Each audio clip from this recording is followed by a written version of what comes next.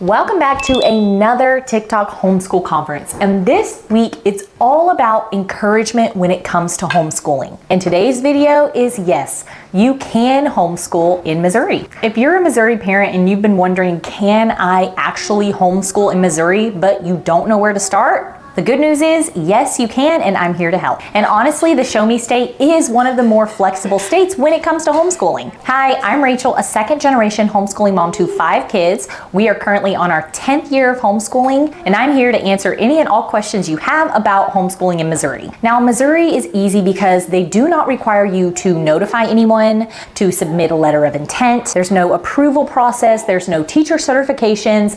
You don't have to submit anything to anybody. There's no oversight. But what Missouri does ask is that you keep record to show that you have done 1,000 hours of instruction per school year. Now here's where it may get a little bit complicated, but hang in there with me.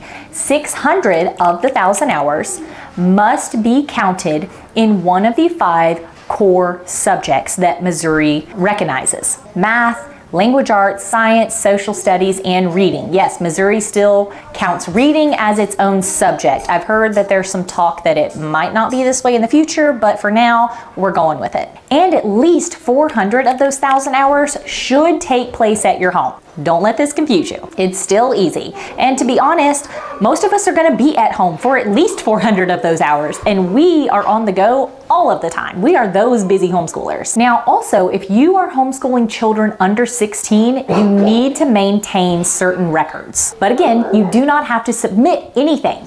This is just what they require: a plan book, a journal, a diary, or even a digital record indicating what subjects you taught and what activities that your child has engaged in. You know, science projects, field trips. You also must keep samples of your child's work. This is up to your discretion. I keep 3 to 5 pieces per subject per year.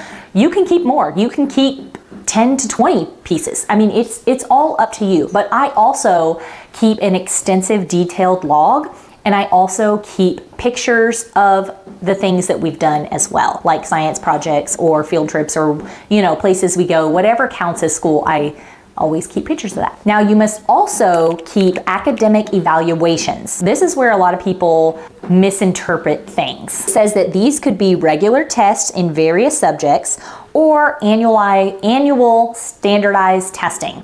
So a regular test would be something that your workbook provides. If you purchase a curriculum that has regular tests, let's take teaching textbooks for example, every 7 lessons we have a test, that counts as a regular test. Also, AOP products. After so many lessons, they have a test in LifePack and in their Horizons. Actually, I think all of their programs. So that test counts as a regular academic evaluation, and you just need to keep some of those on hand as well. You can also have MAP testing, and there are a couple of other tests your child can take as well that count towards this academic evaluation. And then you always need to have on hand at least 2 years worth of records, unless you are just starting out and can prove that.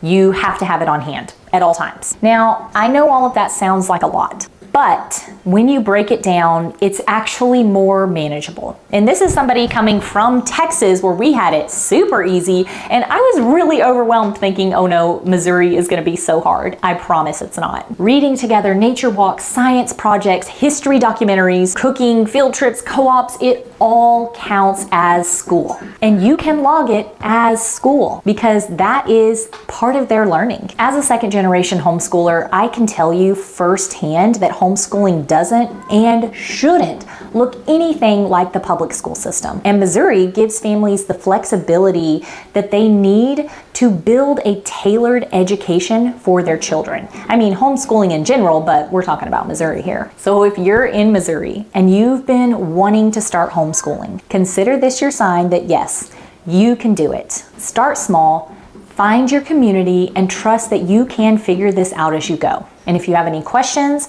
comments, concerns, you want to take a look at my plan book, whatever it is, drop them in the comments. I'm happy to answer them for you.